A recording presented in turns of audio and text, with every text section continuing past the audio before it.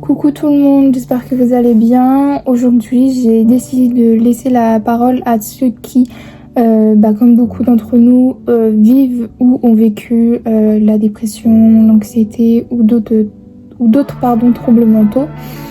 Ce sont des témoignages qui sont vrais, sincères et parfois qui sont assez durs.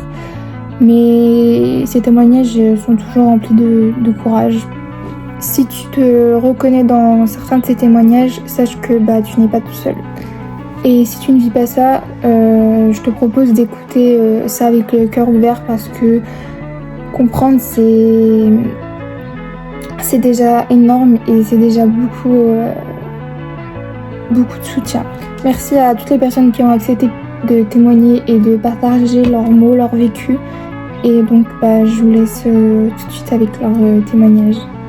Donc les témoignages, je les ai pris sur ma tablette puisque je vais vous les lire tout simplement.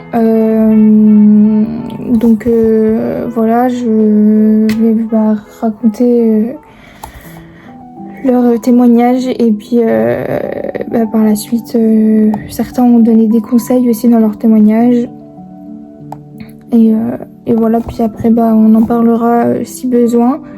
Mais voilà, du coup je vous laisse avec le premier témoignage. On est en mai 2019. Je rentre du collège déjà triste parce que je m'étais fait frapper, harceler, pousser, etc. toute la journée.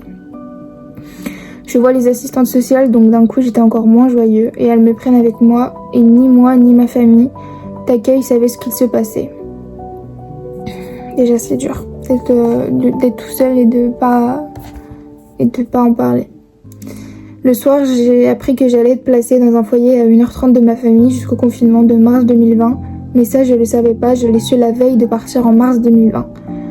Justement, personne n'est au courant, mais là-bas, j'ai vécu l'enfer, commençant par des coups et blessures limites tous les jours, des humiliations auprès des autres jeunes, des obligations à sniffer la poudre des Doliprane jusqu'à en perdre connaissance et m'endormir jusqu'au lendemain matin, comme si de rien n'était, des vols d'argent. C'est horrible. Une chose qui m'a terriblement touchée, un viol. À cette époque, j'avais 13 ans, lui 20, il m'a agressé avec un couteau et m'ensuite... Ça a duré 3 mois avant que j'aie le courage d'en parler aux éducateurs. Une fois qu'il a su ça, il est venu dans ma chambre, a fermé la clé et m'a frappé, m'a éclaté dans le mur, m'a ouvert les veines avec une lame de rasoir. Un enfer. Au bout de 8 mois, j'en ai eu marre, ma chambre était au premier étage, une bonne quinzaine de mètres de haut, j'ai vrillé, j'ai sauté, j'ai mal atterri, ce qui m'a sauvé la vie et m'a fait une entorse à la cheville, rien de plus. Et 4 mois plus tard, j'apprends que je sors enfin. Au moment de sortir, je vois 3-4 jeunes de 18-20 ans, j'en avais toujours 13-14, rentrer dans ma chambre, m'enfermant dans ma valise et l'achetant du premier étage en disant « Tu t'es loupé, on va te faire réussir ». Mais la valise a amorti la chute, donc depuis mes 13-14 ans, j'ai un casier pour un viol que j'ai subi et non commis. Merci la justice française. Ça c'est un témoignage vraiment dur et très poignant, vraiment qui prend aux tripes, surtout que cette personne-là, la plupart du temps, l'a vécu seule parce qu'il n'en a pas parlé directement, il l'a gardé pour lui et il a vécu l'enfer en fait, il n'y a pas d'autre mot. Et en plus de ça, donc il a subi un viol. Sauf que en fait ça s'est retourné que la justice française a tourné le truc que c'est lui qui avait commis le viol et non lui qui l'avait subi. Donc franchement la sensation ce qu'il doit ressentir est, je pense, horrible. Vraiment, je n'ose imaginer ce qu'il peut ressentir. Mais la justice française est vraiment mal faite. Quand je vois que certains cas moins graves que les attouchements, les viols, etc., les meurtres, etc., prennent moins que un simple dealer de drogue, pour moi c'est grave, vraiment c'est grave. Si j'avais un conseil à donner suite à ce témoignage, c'est vraiment de ne pas garder en vous, d'essayer d'en parler à une personne en qui vraiment vous ressentez de la confiance, parce que vous n'avez pas à subir seul. En fait, enfin, c'est pas normal. Vous avez besoin de soutien. Vous pouvez pas garder ça pour vous. Et en parler, ça aide énormément. Je vais passer ensuite au deuxième témoignage. Donc, mon anxiété a commencé pendant mon alternance. À ce moment-là, je voulais juste apprendre, faire mes preuves, avancer dans ma vie professionnelle. Mais je suis tombée sur une collègue qui, plus tard, a été diagnostiquée psychopathe. Et avant qu'on mette un mot sur ce qu'elle était, moi je vivais l'enfer avec elle au quotidien. Elle me manipulait, me rabaissait, jouait avec mes émotions, avec mes nerfs. Je ne savais jamais à quoi m'attendre, j'étais constamment dans un état de tension. Quand elle a été virée, j'ai cru que c'était fini. Mais non, elle a lancé une procédure contre mes employeurs et a osé me demander de témoigner en sa faveur. Alors que tout était faux. C'est comme si elle voulait m'entraîner encore plus loin dans sa folie. Je ne savais plus comment me protéger, comment sortir de cette histoire sans me briser. Un jour, sur la route du travail, j'étais tellement angoissée que mon corps a lâché, mon esprit aussi. Sur la 4 voies, j'ai donné un coup de volant dans les remparts. Ma voiture a fait des tonneaux. Je ne voulais pas mourir, mais je ne voyais plus d'issue. C'était trop lourd, trop grand pour moi. Je voulais juste que ça s'arrête, même un instant. Depuis, je vis avec les séquelles. J'angoisse pour un rien. Mon cœur s'emballe pour des choses qui ne devraient pas faire peur. J'ai peur des silences, des imprévus, de ce que les autres pensent. Je suis sous antidépresseur, sous anxiolytique. Je fais ce que je peux pour tenir debout, mais cette période m'a volé une part de moi. Je n'ai pas encore trouvé la sortie, mais je continue à chercher, à parler, à écrire, à comprendre, parce que je veux reprendre ma vie et parce que je sais que je ne suis pas seule.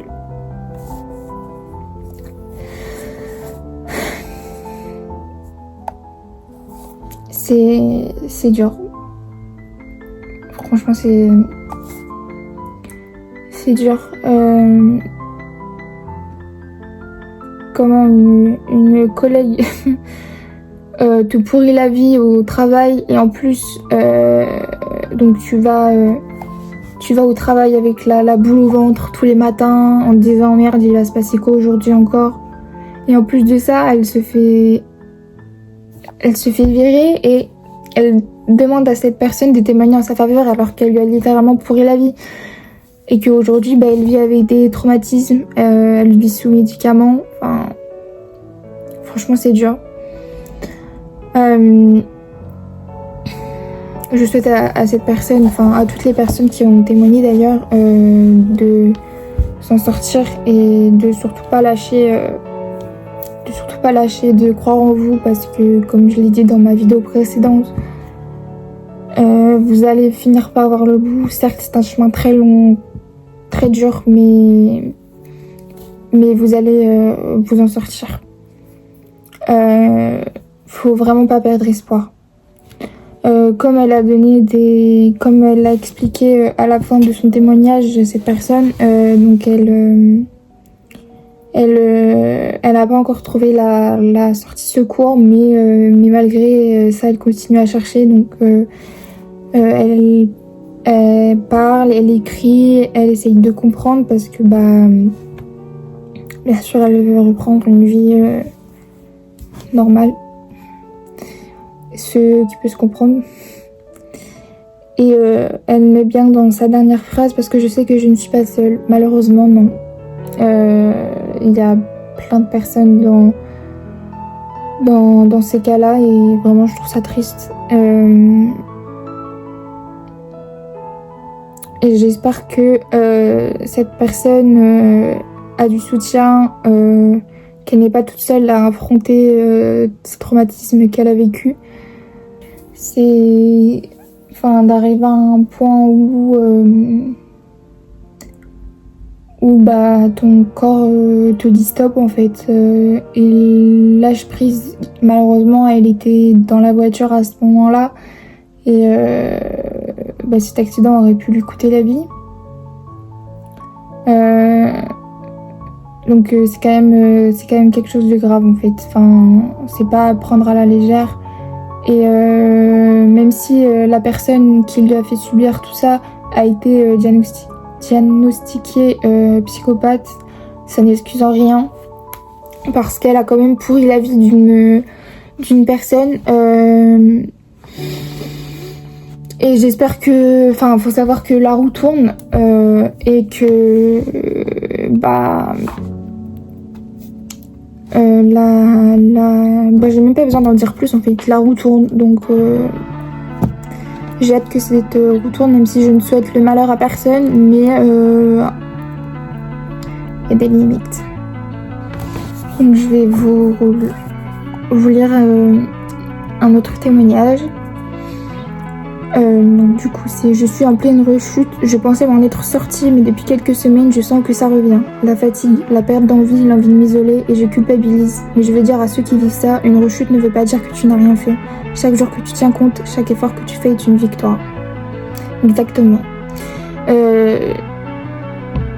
Il y a, dans ce que vous traversez, il y a forcément des hauts et des bas, des jours avec, des jours sans. Des jours où vous allez faire des choses, vous allez avoir envie de vous battre, et au contraire des moments où vous allez avoir envie de lâcher complètement l'affaire et de plus pouvoir rien, vous allez plus avoir envie de rien faire, vous allez perdre toute motivation, vous allez vous dire que c'est pas la peine de vous battre, etc. Moi-même je passe par là. Donc je sais ce que c'est et je peux le comprendre, mais dites-vous que c'est malheureusement normal de passer par ces étapes-là, et que, comme a dit cette personne, il ne faut pas culpabiliser, il faut surtout pas vous dire que c'est votre faute, que vous êtes faible, que tout ça, que tout ce que vous avez fait pour en arriver jusque-là, ça a servi à rien, parce que c'est faux. Au contraire, tout ce que vous avez fait là, ça a servi énormément, et que même si vous êtes en pleine rechute, vous êtes assez fort pour pouvoir la combattre et pour pouvoir vous en sortir, sachez-le.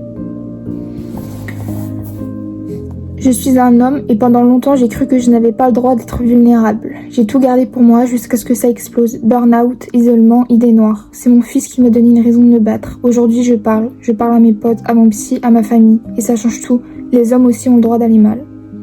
Alors ça c'est pareil, on entend beaucoup que les hommes n'ont pas le droit de pleurer, que les hommes n'ont pas le droit d'aller mal, mais sachez que c'est faux. C'est pas parce que vous êtes un homme que vous devez tout garder pour vous, que ça doit aller bien tout le temps. Au contraire, vous êtes humain, vous avez un cœur, c'est normal que ça ne puisse pas aller bien tout le temps. Vous avez le droit de le montrer, de lâcher prise. Mais ça c'est une idée reçue que j'entends énormément. Mais surtout, vraiment n'écoutez pas ça en fait. Les hommes ont le droit d'aller mal, les hommes ont le droit de s'exprimer, les hommes ont le droit de pleurer, les hommes vivent aussi des choses comme nous les femmes.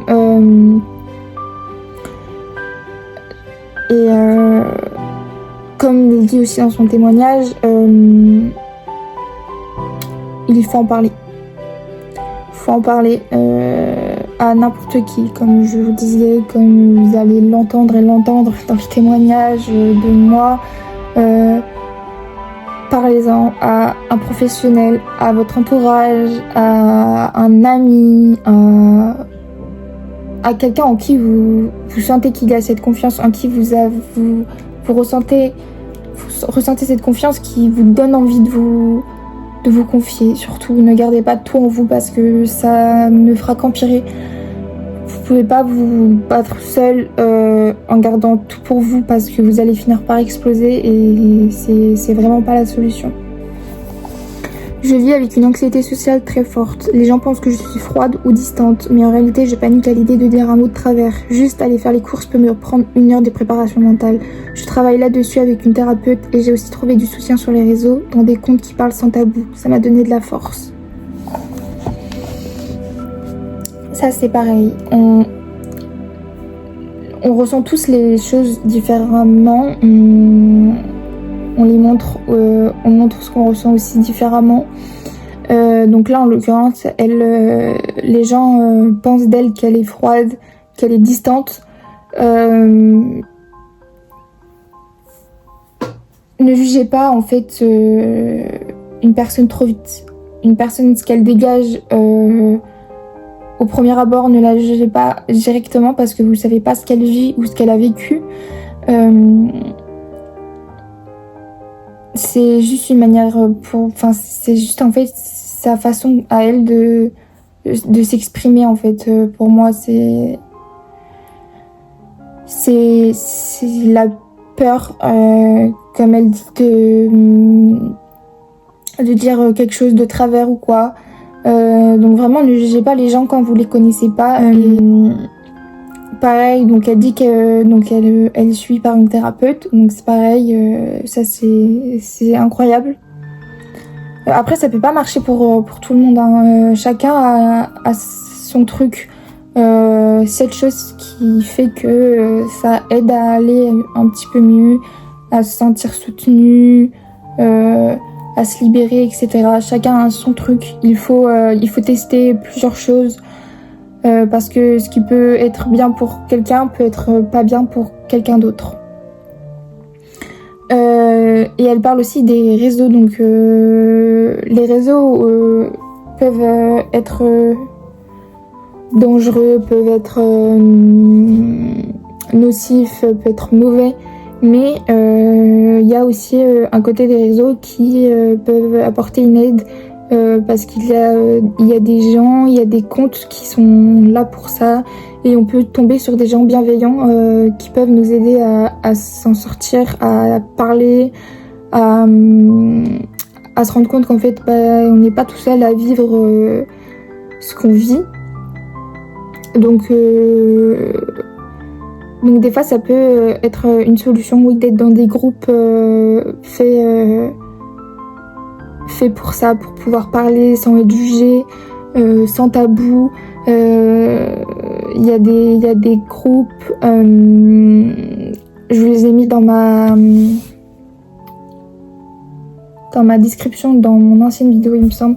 Mais voilà, sachez que même à travers les réseaux sociaux, si vous voulez pas aller voir à quelqu'un de vis-à-vis, genre, vous pouvez passer par les réseaux sociaux, surtout pour les personnes qui vivent de l'anxiété sociale. Voilà, je sais que c'est difficile de parler avec les gens, de sortir, mais vous êtes comme vous êtes. Ne vous mettez surtout pas de pression. Prenez le temps qu'il vous faut pour sortir. Même si ça met 1 heure, prenez le temps, soufflez. Et puis si un jour vous avez prévu quelque chose et que puis au dernier moment vous vous sentez vraiment pas capable de sortir ou de faire cette chose-là, ne vous sentez vraiment pas mal et ne vous mettez pas dans la tête que vous êtes faible. C'est normal, ça arrive à tout le monde, vraiment. Et c'est pas parce que vous n'avez pas réussi aujourd'hui que demain vous n'y arriverez pas non plus. Donc vraiment, ne vous mettez surtout pas la pression. Après mon accouchement, j'ai fait une dépression postpartum, mais je ne savais même pas que ça existait. Je pleurais tous les jours, je me sentais nulle, incapable d'aimer mon bébé. Je me sentais monstrueuse. Ce qui m'a sauvée, c'est le témoignage d'une autre maman sur Instagram. Je me suis sentie moins seule, j'ai fini par consulter et j'ai été soutenue. Aujourd'hui, je veux parler pour les autres mamans qui culpabilisent en silence. C'est pareil, ça j'en ai déjà entendu via les réseaux sociaux de la dépression postpartum. Moi je peux pas en parler en ma faveur parce que je ne connais pas, mais du coup vous pouvez trouver d'autres personnes qui vivent la même chose que vous ou qui ont vécu la même chose que vous. Du coup soit il doit peut-être y avoir des groupes. Il faut en parler en fait avec votre gynéco, votre sage-femme. Parlez-en, n'ayez pas honte surtout, parce que c'est un sentiment que j'entends énormément de la part des mamans. Ce n'est pas quelque chose de mal et vous pouvez être aidé. à en parler, justement, soit aux professionnels, ou alors, comme elle dit, sur les réseaux sociaux, de mamans qui témoignent, justement. Et puis, ça peut aider de voir le témoignage d'autres personnes, parce que, vous vous dites, ouais, en fait, je suis pas toute seule. Je suis pas un monstre. Et non, vous n'êtes pas des monstres, en fait. Vous êtes juste un être humain qui ressent des choses. En fait, c'est totalement normal. Que si vous ressentez la même chose que cette personne qui témoigne, n'hésitez pas à en parler autour de vous, ou d'aller sur les réseaux ou sur des groupes. Je crois qu'il y a des groupes que font les mamans entre elles pour avoir des témoignages, pour pouvoir en parler avec des gens qui connaissent ça.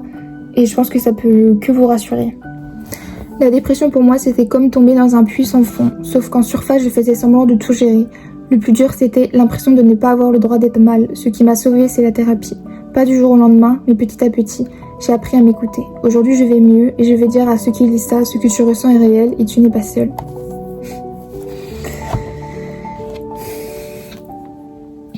On connaît les personnes qui, à l'extérieur, montrent qu'ils sont super heureuses, qui sourient tout le temps, qui mettent la bonne humeur partout, qui sont un rayon de soleil, que quand tu les vois, tu te dis mais non, mais eux, ils vont super bien, alors qu'au fond, ils vivent des choses super dures, qui sont pas heureux, que quand ils sont tout seuls, ils sont pas bien, ils vivent des choses atroces, et en fait, ils gardent tout ça pour eux. Et pour plein de raisons. Parce qu'il y en a qui pensent que montrer qu'on est mal, c'est un signe de faiblesse, la peur d'être jugé, l'impression comme elle dit, de ne pas avoir le droit d'être mal, alors que vous avez tout à fait le droit d'être mal, de ne pas aller bien. Vous avez totalement le droit. Vous pouvez pas aller bien tout le temps, tous les jours. C'est pas possible. N'ayez pas honte de montrer ce que vous ressentez, de parler ce que vous ressentez. Ne gardez pas tout en vous par peur, parce qu'il y en a plein de personnes comme vous, et sachez que vous êtes vraiment pas tout seul. Donc cette personne qui l'a sauvé, en l'occurrence, c'est la thérapie, donc parler, être entouré de professionnels. Et donc elle dit aussi que petit à petit elle a appris à s'écouter. Donc ça, c'est très important. Apprenez à vous écouter, à ne pas tout le temps vous en demander plus. Si aujourd'hui vous vous sentez pas bien, vous vous sentez pas capable de faire ça, de sortir, je ne sais pas, n'importe quoi, écoutez-vous. Si vous avez besoin de faire telle chose pour vous apaiser, pour vous sentir mieux, faites-le. Surtout, écoutez-vous.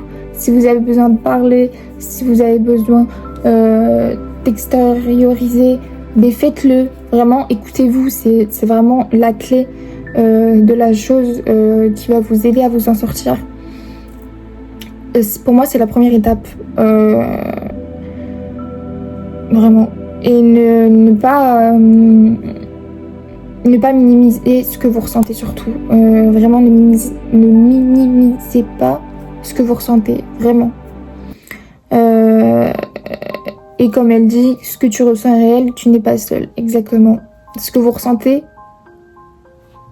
c'est vrai. Vous n'êtes pas folle, pas fou. Il y en a des milliers dans votre cas, des milliers qui vivent la même chose que vous. Vraiment, en fait, c'est juste que c'est pas encore quelque chose qu'on parle ouvertement. qu'on va venir étaler sur les réseaux ou qu'on va venir parler à nos proches, etc. Mais vraiment, la santé mentale, c'est quelque chose de très très très important. Et en fait, il faudrait que vraiment ça soit un sujet qui soit beaucoup moins tabou, qu'on puisse en parler sans avoir peur d'être jugé, sans avoir peur de qu'on nous prenne pour une menteuse, un menteur, une folle, un fou, enfin...